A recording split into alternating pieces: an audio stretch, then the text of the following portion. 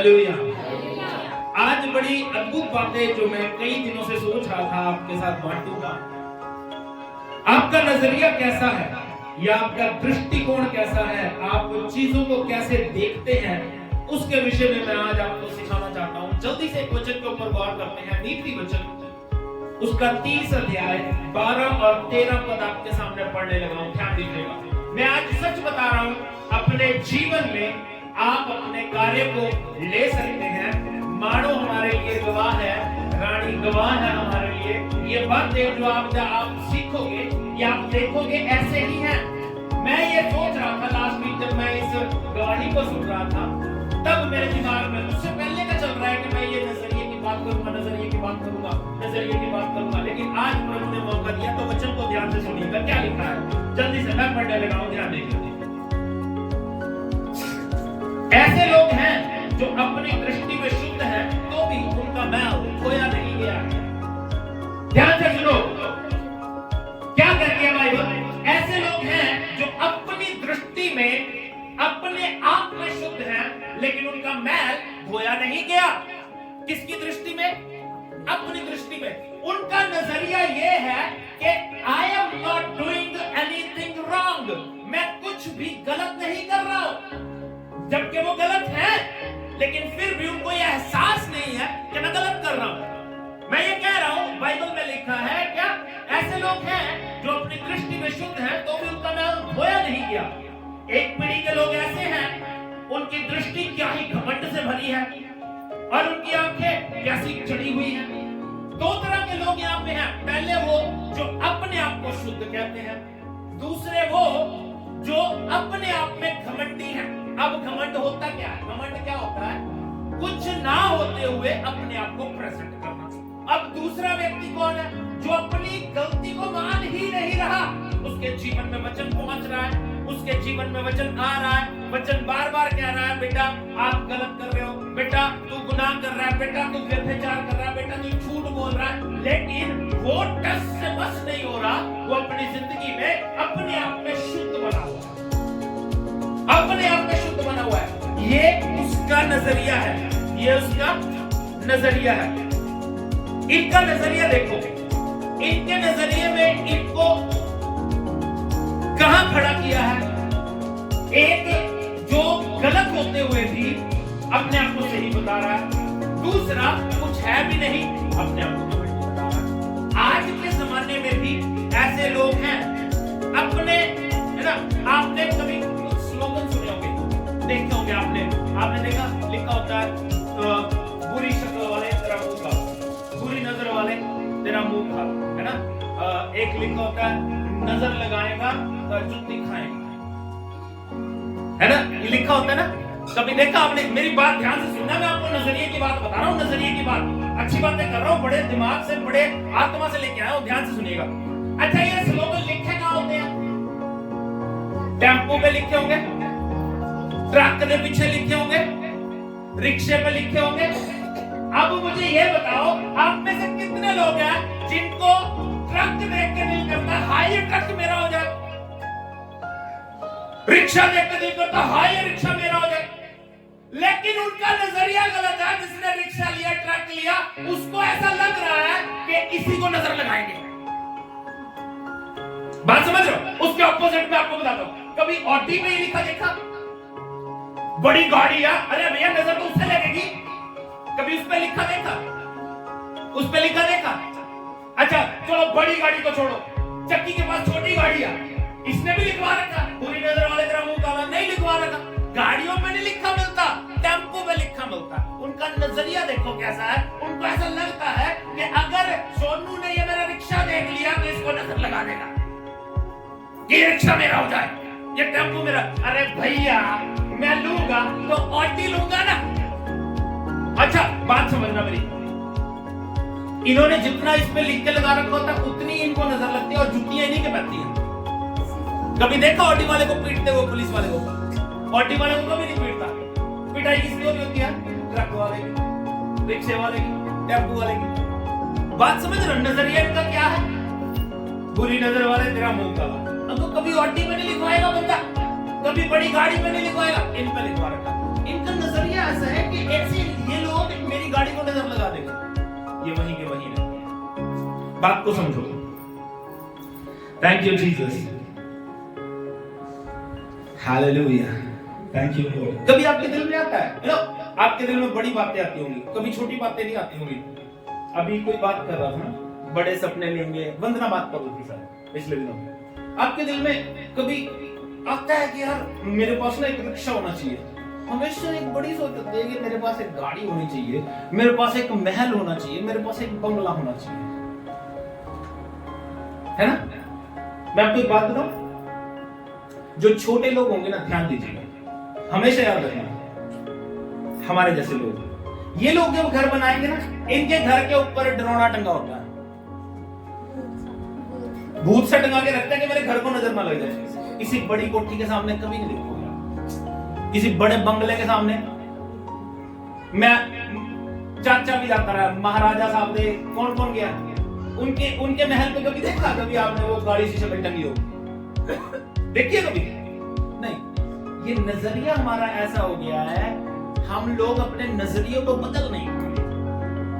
अपने नजरिए को सोचो, अपने नजरिए को, अपने देखने को, अपने दृष्टिकोण को चेंज करो। ये हमें चेंज करना पड़ेगा। जल्दी से एक वचन के ऊपर गौर करते हैं, मत्ती रचित सुसमाचार उसका 8 अध्याय 23 से 27।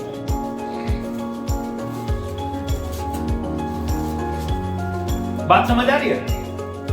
तो अपना नजरिया बिल्कुल साफ रखो, सही बात पे गौर करो, सोच अपनी सही रखो। लोग कुछ भी करते रहे, लोग आपको कुछ भी बोलते रहे, जैसे डॉक्टर ने कह दिया कि ये कैंसर की स्टार्टिंग है, बट ये एक अच्छी बात नहीं, मैं इसको लूंगी, मैं इसको लूंगी, ये मेरा नजरिया, मेरा विश्वास है, मैं इसको लेती नहीं। जब हमारा नजरिया ऐसा हो जाता है, यार हो गया, चलो फिर काम खत्म।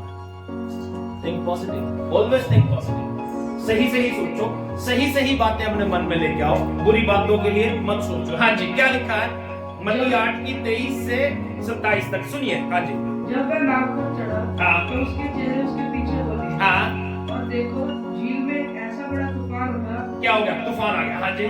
कि नाव लहरों से डूबने लगी। हाँ, और वह सो रहा था। हाँ, तब चेलों में पास आकर उसे जगाया और कहा, हे प्रभु हमें बचा, हम नष्ट हुए जाते हैं। उसने उनसे कहा, हे अल्पविश्वासियों, क्यों डरते हो? देखो बस बस बस काफी है। क्या हुआ? यीशु मसीह और चेले एक किश्ती में जा रहे हैं और यीशु मसीह आराम से सो रहे हैं। अब मेरी एक बात समझना, जब तूफान आएगा तो नींद नहीं आएगी। यीशु मसीह सो नहीं रहे थे, यीशु मसीह वाज जजिंग देम, उनको देख रहे थे कि वो क्या सोचते हैं, उनका नजरिया कैसा है। उनका नजरिया क्या निकला? आगे, प्रभु हमें बचा, हम नष्ट हो रहे हैं। When you think कि आप नष्ट हो रहे हो तो आप डेफिनेटली नष्ट हो रहे। जब आप सोचोगे, बोलोगे कि मैं मर रहा हूं तो आप मर जाओगे। बात समझ आ रही है? बात समझ आ रही है? जब आप ये कह दोगे कि मैं मर रहा हूं, इसके ऑपोजिट अय्यूब की कंडीशन क्या हो गई? सर से पांव तक फोड़ों से भर गया, लेकिन वो क्या कहता है? वो कहता है मैं मरूंगा नहीं, मैं इसी देह में रह के परमेश्वर के उद्धार को देखूंगा। भले ही आपको कैंसर हो गया था, लेकिन ये कन्फेशन हमारा रहना चाहिए, मैं इसी देह में रह के चंगाई को देखूंगा, उद्धार को देखूंगा, अपने परिवार को देखूंगा, अपने बच्चों की आशीष को देखूंगा, अपने बच्चों की प्रॉस्पेरिटी को देखूंगा, अपने बच्चों की शादियों को देखूंगा, उनके बच्चों की शादियों को देखूंगा। ये पॉजिटिव थिंकिंग जब आपके पास रहेगी, तब आपका जीवन बदल जाएगा। ऑलवेज अपना नजरिया चेंज करो। Thank you Jesus. इनका नजरिया, हाय प्रभु हम नष्ट हो गए। दूसरा नजरिया क्या हो सकता था? दूसरा नजरिया क्या हो सकता था? हे प्रभु मेरे साथ है, हमें कुछ भी नहीं होगा। आंधी है, कोई बात नहीं। यह प्रभु चाहता था कि ये इस आंधी को, बाद में यीशु ने भी तो डांटा ना, आंधी थम जा। ये कहते प्रभु हमारे साथ है, आंधी को कहते आंधी क्या कर रही है तू? तुझे पता नहीं प्रभु हमारे साथ है, थम जा। ये नजरिया और वो नजरिया, दोनों में डिफरेंस है। आज हम भी ऐसे ही हैं, हम भी ऐसे ही हैं। We believe, हमें ये विश्वास होता है कि यीशु हमारे साथ है, लेकिन जैसे ही परिस्थितियां आती हैं, उनको हम एक्सेप्ट करना शुरू कर देते हैं। उन्हें हम ग्रहण करना शुरू कर देते हैं। बात समझ आ रही है? ऐसा नजरिया क्यों नहीं रखते हम? पॉजिटिव नजरिया क्यों नहीं रखते? कई बार ना, मैं पहले भी बता चुका हूं, आज फिर बता रहा हूं, क्योंकि ये इस प्रचार में ही बेट होता है। मैंने कई बार कहा, कई बार लोग कहते हैं पास्टर जी ने मुझ पे वचन लगा के बोल दिया, है ना? Most of the time people are thinking कि पास्टर ने मुझ पे वचन लगा के बोल दिया। अरे भैया, पॉजिटिव थिंकिंग नहीं, कि पास्टर जी मुझसे कितना प्यार करते हैं, सिर्फ मुझ पे ही वचन लगा के बोला, बाकी किसी से बात नहीं की, मुझसे ही बात किया। Always positive thinking. बाइबल इसके विषय में क्या कहती है? भजन संहिता 141 का 5 पद देखो कितना सुंदर है। भजन संहिता 141 का 5 मुझे मिलता है तो मैं जल्दी से पढ़ दूंगा। देखो क्या लिखा है, धर्मी मुझको मारे तो वे कृपा मानी जाए। क्या? कौन मारे? कौन? यहाँ पे तो धर्मी लिखा है। हम पास्टर की डांट नहीं सहन करते। पास्टर ने कुछ क्या दिया, हम दूसरे के चले जाएंगे, कोई बात नहीं, कोई पास्टर थोड़ी है। बाइबल कहती है धर्मी मुझे मारे, और हम तो मारते भी नहीं, वचन ही सुनाते हैं। वचन तुम्हें लग रहा है तो हम क्या करें? वचन लग क्यों रहा है पता है? लोगों को वचन लगता क्यों है? क्यों लगता है? क्यों लगता है बताओ? जब ये बंदे को महसूस होता है कि वचन मुझे लगा के पास्टर ने बोला, तो वो लग क्यों रहा उसे? क्योंकि उसके अंदर वो कमी है। अब वो उस बात को इस तरह नहीं लेता कि यार प्रभु मुझसे बात कर रहा है, मुझे ये कमी को दूर करना पड़ेगा, लेकिन उसके ऑपोजिट पास्टर ने मुझ पे लगा के बोल दिया। अपना नजरिया बदलो भैया। पास्टर ने सिर्फ आपको नहीं बोला। देखो यहाँ पे 30, 35, 40 बंदे बैठे हैं, मैं एक बंदे से थोड़ी बात कर रहा हूँ, 40 बंदों से बात कर रहा हूँ, लेकिन वो लग किसी एक को रहा है, तो वो दिक्कत उसमें है। मेरा काम तो शिक्षा देना है, मेरा काम तो सिखाना है, ताकि आप वो काम ना करो। मैं हर संडे नया सोचता हूँ, हर संडे नया कुछ लेके आता हूँ, ताकि हम नया सीखें। लेकिन उसमें भी हम सीखते नहीं है भैया। We are not positive. हम लोगों ने कहा आप लोगों को भेड़े पैदा करनी है, कितने लोगों ने वचन सुना है? लोगों को हम लोगों ने ड्यूटी समझ लिया, चर्च आना है, वचन सुनना है, उसके बाद कुरान फाड़ के चले जाना है। बट नॉट, अपने परिवार को ही नहीं बचा पा रहे हम, अपने परिवार के साथ ही वचन शेयर नहीं कर पा रहे। क्यों? क्योंकि हम लोग अपने जीवन में संतुष्ट है कि बस मैं ठीक हो गया, बहुत है, दूसरा मरता रहे। यह लिखा है धर्मी मारे, बट हम तो पास्टर की डांट भी नहीं सुनते। पास्टर कुछ कहे तो वो आपके भले के लिए होता है। पास्टर अगर आपको कुछ कह रहा है, कई बार तो मैं आपको बताऊं, कई बार तो मैं लोगों को कहता भी नहीं हूं। मुझे ये फील होता है कि यार अगला फील ना कर जाए, यार अगला बुरा ना मान जाए। उसमें मेरा नुकसान नहीं है, नुकसान आपका है, नुकसान आपका है। हमें चाहिए कि हम उन चीजों पे गौर करें जो हमारे भले की है। अगर हमें लग रहा है कि पास्टर लगा के बोल रहा है, तो सोचो कि यार अच्छा है, लगा के बोल रहा है, मुझ पे लगा के बोल रहा है, अच्छी बात है। तो इसलिए अपने जीवन पे गौर करें। अगर पास्टर टाइप की बात करता है, ध्यान दीजिएगा, अगर पास्टर टाइप की बात करता है तो क्या होता है? लोग कहना शुरू कर देते हैं पास्टर लालची है। मेरी बात समझना, पास्टर लालची नहीं है। अब मैं टाइप की बात करता हूं, सुनो। पास्टर अगर टाइप की बात कर रहा है, उसके बावजूद क्या आप टाइप देते हो? इतने टीठ हैं लोग, नहीं देते टाइप। फिर भी मेरा घर चल रहा है ना। मेरा प्रभु जिसकी मैं सेवा करता हूं, वो मेरा यहोवा यरे है, मेरा हर महीने का खर्चा वो उठाता है। आप टाइप नहीं देते तब क्यों? तो आपके लिए अच्छा है कि आप टाइप दो, क्योंकि वो टाइप जब आप चोरी करते हो तो आप बीमार होते हो, आपका पैसा बीमारी में लगता है। तो भला है कि प्रभु के घर में ले आओ, इससे आपकी देह भी बची रहेगी, आपका जीवन भी बचा रहेगा। तो ये सोच अपनी हमेशा अपनी थिंकिंग को चेंज करो। Thank you Jesus, hallelujah. नजरिया बदलो, अपने नजरिए को बदलो। अपने साथ वाले से बोलो, अपना नजरिया बदलो। नजरिए का मतलब क्या होता है? अपना दृष्टिकोण, अपना देखने का तरीका बदल दे, देखने का तरीका बदल दे, सोचने का तरीका बदल दे। मैं हमेशा कहता हूं, मैं आपको एक जिंदा गवाही बताता हूं। हमारी एक लड़की है सोनिया, उसको चंडीगढ़ में जॉब मिली है। हरियाणा से थी वो बच्ची, प्रभु में मेरे जरिए ही आई थी। आज उसका भाई पास्टर है, प्रभु का धन्यवाद। जिस बंदे को प्रभु ने उनके जीवन में बड़े काम किए, बहुत बड़े बड़े काम किए, उसको मैंने कहा, मैं एक बात बता रहा था, मैंने एक प्रचार किया था अबाउट फेवर। फेवर के लिए मैंने बताया था, चक्की ध्यान से सुनी, मैंने उसे बताया अगर 10 बंदे जॉब लेने के लिए गए हैं, 9 बंदे एलिजिबल हैं, 9 बंदे क्वालिफाई हैं कि वो जॉब उनको मिले, लेकिन वो जॉब उनको नहीं मिलेगी, तुझे मिलेगी, क्योंकि तू प्रभु के अनुग्रह से बची हुई बच्ची है। कोई पक्का हो ना हो, तुम पक्के होगे क्योंकि प्रभु के लोग हो तुम। कोई ब्लेस हो ना हो, तुम लोग ब्लेस होगे क्योंकि तुम प्रभु के लोग हो। जब ये पॉजिटिव थिंकिंग, जब ये ऊंचे विचार आपके होंगे, तब आपके जीवन में सही बातें होंगी। इस शैतान ना हमें छोटी छोटी बातों को उलझा के रखता है, छोटी छोटी बातों। कैसे? मैं बोल रहा हूं, शैतान आपको लड़ने के लिए मजबूर करता है। क्या करता है? मुझे वो गाली देके चला, क्या कर गया? क्या करा? उन्हें मैंने गाल दिखती है, की दिखता है, पर इसमें से पॉजिटिव नहीं बात। कुछ देख ही गया, लेके तो कुछ नहीं गया। केड़े फुल उतार ले ताने,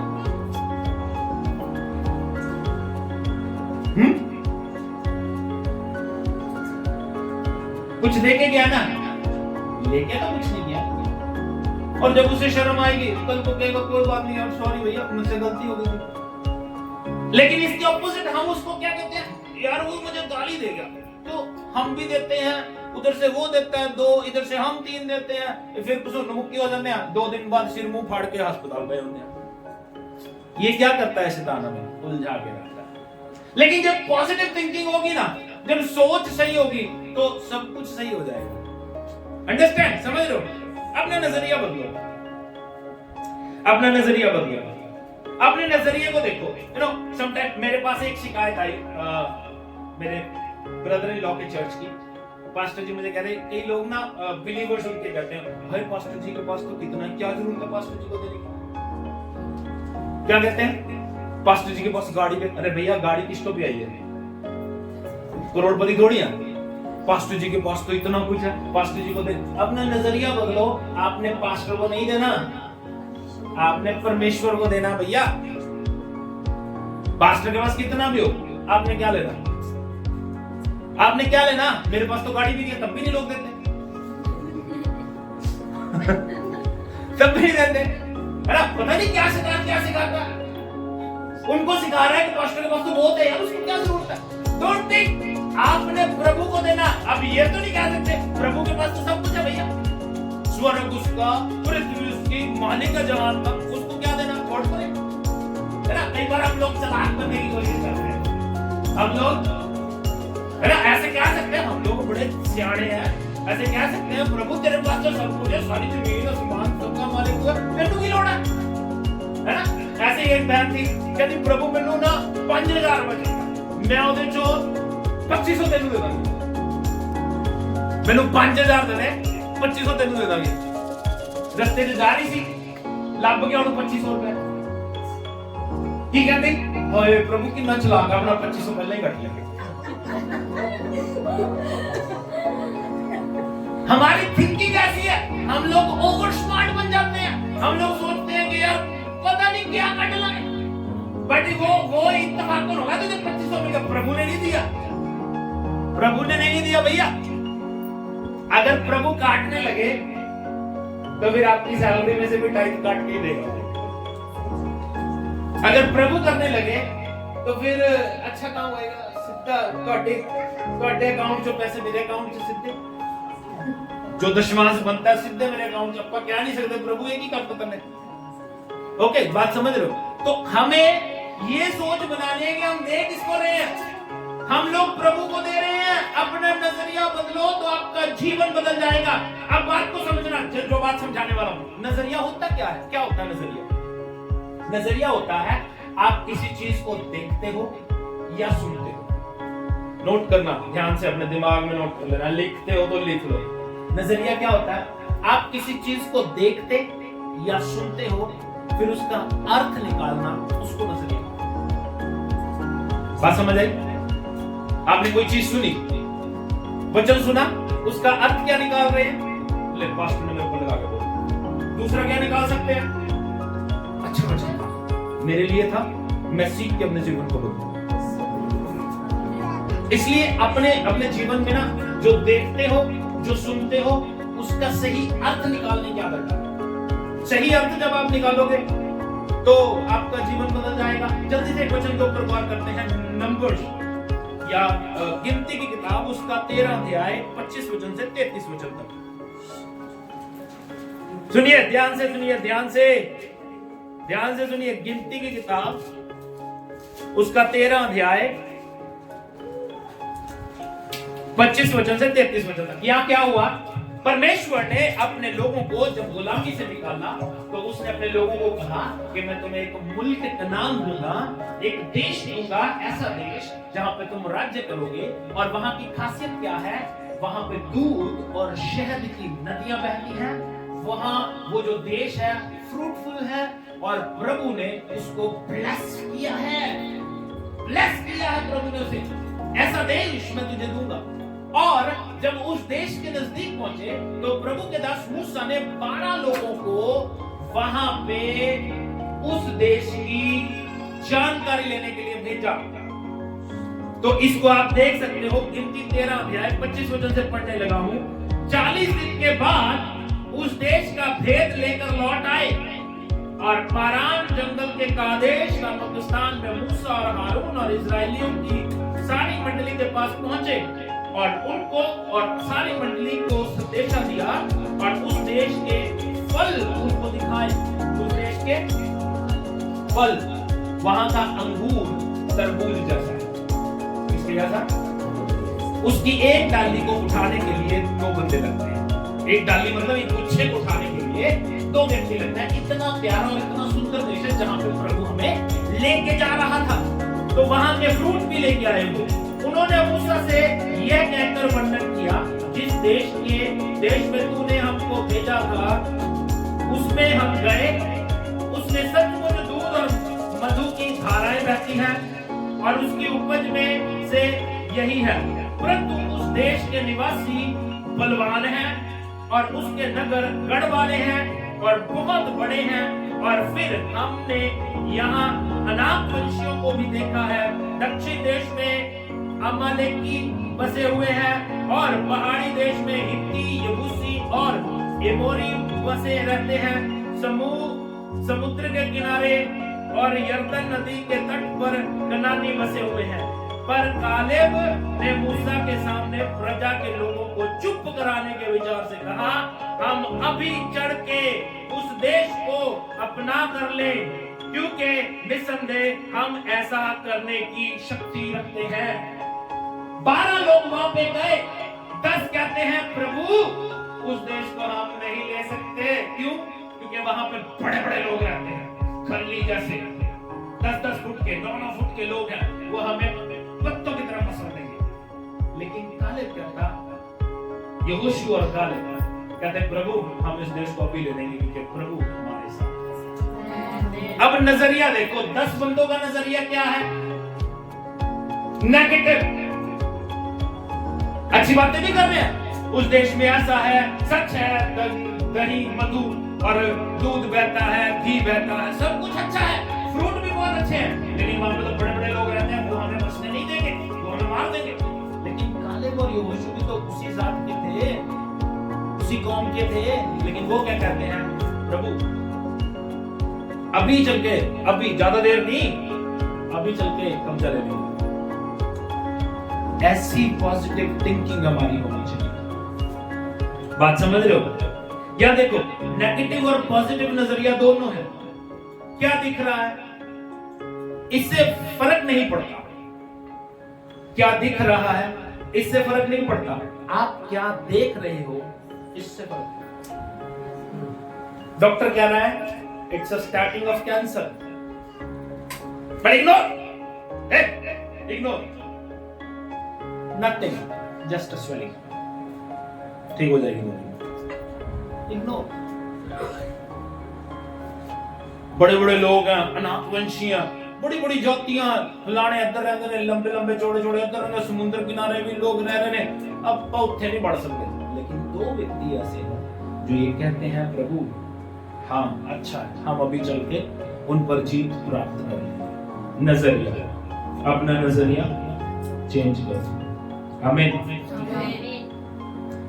थैंक यू जीसस। अपना नजरिया चेंज करो, अपना नजरिया चेंज कर लो भैया। आज से ही अपने देखने का तरीका बदलो, देखने का तरीका बदल दो। अपने जीवन में सही विचार लेकर सोचना, गलत सोचना बंद करो। तो चुप ना जा, जल्दी से बताऊंगा 2 पॉइंट। आप अपना नजरिया कैसे बदल सकते हैं, जल्दी बताओ, ज्यादा टाइम। आप अपना नजरिया कैसे बदल सकते हैं? पहली बात, ऑलवेज थिंक पॉजिटिव। हमेशा पॉजिटिव थिंकिंग, पॉजिटिव थिंकिंग रखो। अब जैसे मैं आपको बता रहा था, इन लोगों में 2 बंदे हैं जो पॉजिटिव थिंकिंग रखते बैठे हैं, 12 लोग हैं, 10 लोग हैं जो नेगेटिव थिंकिंग। तो आपको एक भेद की बात बताता हूं। ये 2 व्यक्ति ही इस मुल्क के कनान में गए थे, यहोशू और कालेब। बाकी सारे के सारे नाश हुए। मूसा को प्रभु लेके नहीं गया, उससे गलती हो गई। लेकिन ये 2 व्यक्ति मुल्क के कनान में एंटर हुए, सिर्फ 2 ही व्यक्ति। अब आप देखो कि प्रभु कितना महान है, इन 2 व्यक्तियों के जरिए ही उस देश को जयवंत कर, उस देश के ऊपर जीत दिला दी। 2 व्यक्तियों ने, बाकी कोई नहीं पहुंचा। वो 10 भी रास्ते में मर गए। Negative thinking. अब मैं आपको बताता हूं, ध्यान दीजिए। Positive thinking always wins. एक बच्ची थी 13 साल की, उसकी मौत हो गई। जब उसकी मौत हुई तो उसकी मां मेमोरियल में खड़ी होकर कहती है, प्रभु का धन्यवाद कि प्रभु ने 13 साल मुझे अपनी बेटी के साथ बिताने के लिए दिए। इसकी ऑपोजिट एक नेगेटिव थिंकिंग हो सकती है, प्रभु मैं कड़ा तेरे मां मारे सीगे, तू मेरी कुड़ी 13 साल दी मुझे चक्की। वो कहती है प्रभु तेरा धन्यवाद, तूने 13 साल तो दिए। तो अपनी थिंकिंग को पॉजिटिव रखोगे तो आप हमेशा, आपका नजरिया सही होगा। राइट? समझ आ रहा है? Thinking positive. दूसरी और आखिरी बात, ट्रस्ट ऑन गॉड्स वर्ड। प्रभु के वचन पर विश्वास करो, प्रभु के वचन पे विश्वास करो। अब देखो यहोशू और कालेब क्या कहते हैं, जो वचन प्रभु ने उनको दिया है कि मैं तुम्हारी कौम को आशीष दूंगा, मैं तुम्हारी कौम को ये देश दूंगा, वो उस वचन को पकड़ के रखे। वचन को, प्रभु के वचन को पकड़ रखा उन्होंने कि प्रभु ने। अब हम अपनी नेचुरल लाइफ में भी ऐसा कर सकते हैं जैसे रानी ने किया। बाइबल कहती है उसके मार खाने से आप चंगे हो गए हो। उस वचन को पकड़ के रखो। डॉक्टर कुछ भी कहे, शैतान कुछ भी कहे, तू बीमार है, तू तकलीफ में है, तू प्रॉब्लम में है, वचन को पकड़ के रखो। Trust on God's word, trust on God's word. Pray, प्रभु मुझे ये चाहिए, प्रभु तूने कहा है मैं तुझे सर बनाऊंगा पूंछ नहीं, प्रभु तूने कहा है मैं तुझे ब्लेस करूंगा, प्रभु तूने कहा है मैं तुझे ऊंचा करूंगा, तेरा नाम महान करूंगा। ऑलवेज प्रभु के वचन को पकड़ के रखो। उसके वचन को जब आप पकड़ के रखोगे ना, उसके वचन में भरोसा रखोगे, तब आपके जीवन में अच्छा ही अच्छा होता चला जाएगा। जो कुछ भी आपके साथ हो रहा है उन सब से प्रभु आपको छुड़ा लेगा, क्योंकि उसने अपने वचन में ऐसा ही कहा है। घर में अगर 7 बार गिरे तो वो उठ के खड़ा हो जाएगा। यू नो, प्रभु का वचन जो है रोज पढ़ो और रोज उसको अपनी लाइफ में इंप्लीमेंट करो। जैसे एक बड़ा फेमिलियर वचन है, भजन संहिता 1 का 1 और 2, जल्दी से पढ़ूंगा और समाप्त कर दूंगा, ध्यान दीजिएगा। बड़ा सुंदर वचन है और बाय हार्ट कई बार लोगों को याद हो। क्या लिखा है, ध्यान दीजिए। क्या ही धन्य है वह पुरुष जो दुष्टों की युक्ति पर नहीं चलता और न पापियों के मार्ग में खड़ा होता और न ठट्ठा करने वालों की मंडली में बैठता है, परंतु वह तो यहोवा की व्यवस्था से प्रसन्न रहता और उसकी व्यवस्था पर रात दिन ध्यान करता रहता है। Believe on God's word। अब यहाँ पे क्या लिखा है, नेगेटिव लोगों के साथ ना बैठना है,